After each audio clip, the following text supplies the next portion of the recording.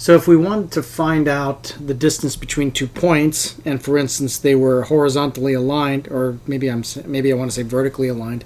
Either way, if I wanted to find the point that was halfway between these two, in this particular case I could just count 3 over and 3 over from the two endpoints so that I could find the midpoint of this green segment.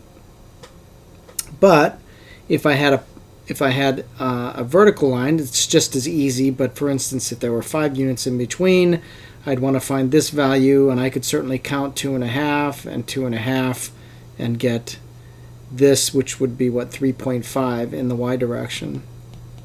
And what's that, 4 comma 3.5, right?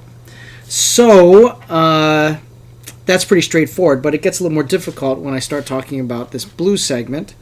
Let's say this point, I don't know what it is, -4 comma -4. Okay, I just made it sort of strangely. And so let's make the second point this point here 5 comma 2, and we'll do this segment. And it doesn't look like it's intersecting, or the midpoint's anywhere near like an integer or one of these intersections on the graph.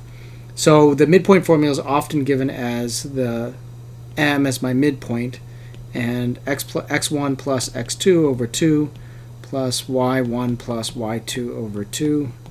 And so I can calculate it in this manner. Here are the two x's, -4 plus 5 over 2, and -4 plus 2 over 2. And so I get the midpoint being -4 plus 5 is 1. So this turns out to be 1/2. And -4 plus 2 is -2 over 2, which is -1. And so I get -1/2, 1/2 and -1. So it's right there. So my poorly drawn segment is not going through that point exactly.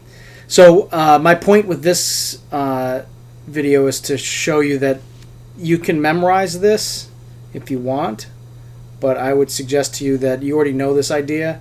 This is just taking the average of the x's and average of the y's, because if I want to find the value that's halfway between, if I drop this vertical down, halfway between this x value and that x value, I just take the average of my two x's, and I'll get this middle point, this x equals 1/2. And similarly, if I take my y values, let's use a different color.